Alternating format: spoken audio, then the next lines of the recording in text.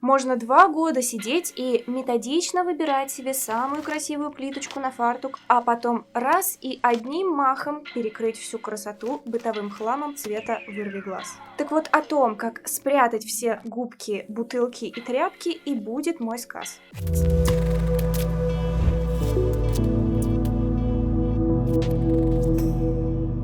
Я все никак не могу понять, почему губки для посуды всегда делают таких кислотных цветов. Почему впитывающие тряпки всегда цвета детских карандашей? Почему щетки для посуды обязательно термоядерных оттенков? Вот зачем? Вот для чего? Может быть, проводились какие-то исследования, которые выявили, что выжигающие глаза оттенки губок стимулируют продажи? Или химические цвета ассоциируются с кислотой, потому что химия уж точно все уничтожит, а вот губка приглушенных оттенков все оставит грязным. Может, у вас есть ответ? Напишите его в комментариях. Есть же нормальные цвета. Серые, белые, можно даже какие-нибудь красивые, сложные, например, марсала. И пока я этого не понимаю, я буду считать, что это заговор. Рептилоиды сговорились и целенаправленно портят интерьеры наших кухонь. Однако, не все кухни можно испортить разноцветными губками. Кислотные аксессуары гармонично смотрятся на вот таких вот кухнях. И это, мои прекрасные YouTube-смотрители, отличный повод проверить кухню по губка-тесту. Проверка выглядит так.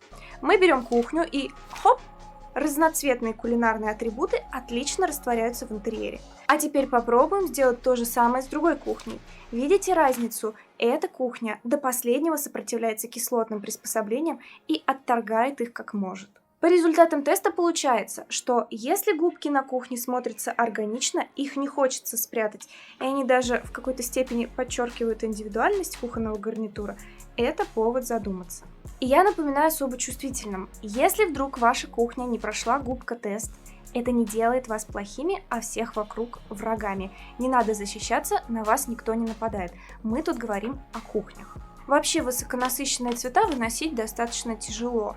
Это как шипучка для детей, стреляющая во рту. Может быть, помните такие химозные конфеты, да? Если какой-нибудь тонко чувствующий все оттенки вкусов сомелье по несчастной случайности съест такую приторность, то он обречет себя на невыносимые страдания. От приторных цветов в большом объеме можно устать точно так же, как от громкой раздражающей музыки или от шипучих кислых конфет, стреляющих во рту. Теперь, прежде чем решить задачу, как красиво оформить все разноцветие бытовой химии, надо рассмотреть ряд проблем. Проблема 1. Моющие средства. Есть, конечно, прекрасное решение, плавающее на поверхности, это дозаторы для жидких моющих средств, которые встраиваются в раковину. Но есть деликатная вероятность, что плавают на поверхности они не просто так. Я долго на них смотрела и думала, что же меня в них раздражает. А потом вдруг, когда моя заказчица рассказала мне о том, как она поцарапала об него свою фарфоровую тарелку, поняла.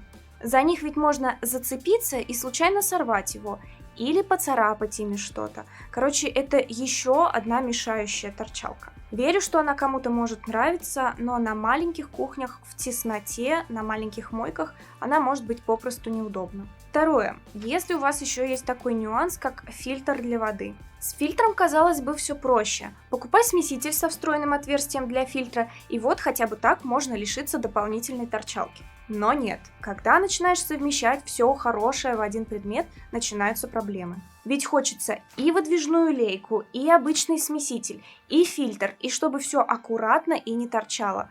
А вот тут обычно у многих начинаются проблемы с поиском такого чудо-юда. Третье. Те самые разноцветные губки, щетки и тряпки. Хорошо, их можно купить натуральных цветов и заставить мимикрировать под интерьер, но если они будут разбросаны на крыле мойки в ассортименте, то вот этого самого чувства захламленности это не истребит. Конечно, в магазине все по 10 рублей, можно наверняка найти чудо-изобретение с присосками и крючками, которые, несомненно, помогут сделать быт более аккуратным и чистым, но добавит ли это плюсы интерьеру? Несмотря на то, что дозатор можно врезать в раковину, и так он не будет выскальзывать из рук и трястись при нажатии, и будет красиво и органично смотреться, в отличие от обычной бутылочки, лично мне в этом решении не нравится доп. Торчок. Я пользуюсь посудомойкой и средства для мытья посуды использую редко, поэтому тут есть два пути. Путь 1. Если у вас есть посудомойка, то всякие моющие средства не нужно постоянно хранить под рукой, да и с посудомойкой сил у вас на другие дела останется больше. Возможно, некоторым это может подойти, если вам это не подходит, окей. Есть, кстати, вот такие маленькие встраиваемые посудомойки. Это для тех, кто не знал, не верил и думал, что в микрокухню никогда ни одна посудомоечная машинка не влезет.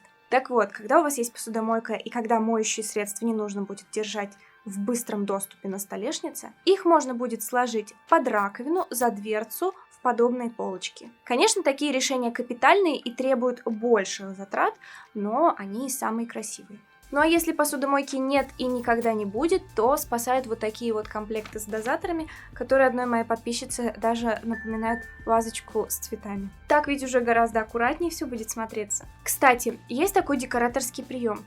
Если вы никак не можете синхронизировать друг с другом объекты на рабочей столешнице в красивую композицию, то попробуйте сгруппировать их и поставить на небольшой поднос.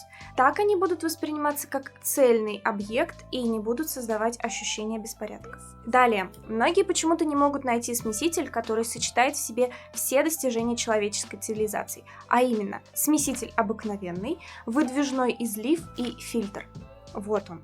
Это и мой любимец, и любимец многих других дизайнеров, но он достаточно здоровый, и некоторым нужно привыкнуть к его размеру после каких-нибудь таких приплюснутых малявок. Еще некоторые могут отпрыгнуть от такого смесителя из-за высокой цены, но у него есть аналоги и подешевле, раза в 4-5 подешевле, и хотя выглядит он с точки зрения дизайна менее проработанным. Вот так вот потихонечку полочки туда, смеситель сюда, и около раковины уже ничего не отсвечивает. Расхламляемся дальше. Некоторые любят на фартуках развесить все прихватки, ложки до поварешки, как ожерелье. Я знаю, что это удобно, но почувствуйте, какое это настроение задает и как превращает кухню в вечную мастерскую художника. И, в принципе, мастерская художника – это логично, кухня же, по своей сути, техническое помещение. Во многих странах к ней так и относятся, как к закрытому пространству с четкой функцией приготовления еды. Ну а в наших странах, помимо того, что кухня сочетает в себе кухню и столовую, и место приготовления пищи, многих еще тянет сделать кухню с функцией гостиной и встречать там гостей. Отсюда все эти дизайнерские претензии, противоречия и споры, понимаете? Так что, если вам нравится все вывесить на фартук, чтобы в случае опасности быстро схватить нужную поварешку и обезвредить атакующую кастрюлю, нет проблем. Но если вы хотите создавать на кухне другое, более изящное и элегантное настроение, и именно это ставите своим приоритетом, то такие штуковины лучше прятать и доставать только при непосредственном появлении врага. Сейчас еще набирает обороты тренд, где на кухне вместо фартука частично или полностью открытые полки, а кухня имеет большую глубину, не 60, как обычно, а 80. И ох, как я люблю эти мебельные изыскания, и если они вам тоже нравятся, и вы себе сделали или хотите сделать такой кухонный фартук с открытыми полками, то помните, с таким фартуком придется держать себя в руках. Нельзя сделать себе кухню с таким вот фартуком, а потом все заполонить бабушкиными тарелками, дедушкиными блюдцами и уморительно смешными кружками, которыми все отстреливаются друг от друга на праздники. Нет, мы в ответе за фартук, который у себя установили. С таким фартуком лучше всего закупить черную или белую посуду, а еще лучше из прозрачного стекла. И тогда у вас будут только красивые световые переливы, а если туда попадет солнечный луч, то все вообще очень красиво забликует и появятся даже, может быть, солнечные зайчики. А я напоминаю, что 1 сентября у нас стартует новый поток курса по дизайну, где вы можете за месяц с нуля научиться оформлять свой дом и готовить самые необходимые чертежи для строителей. Ознакомиться подробнее и записаться можно по ссылке в описании. Лайк, подписка, колокольчик. Всем дизайн!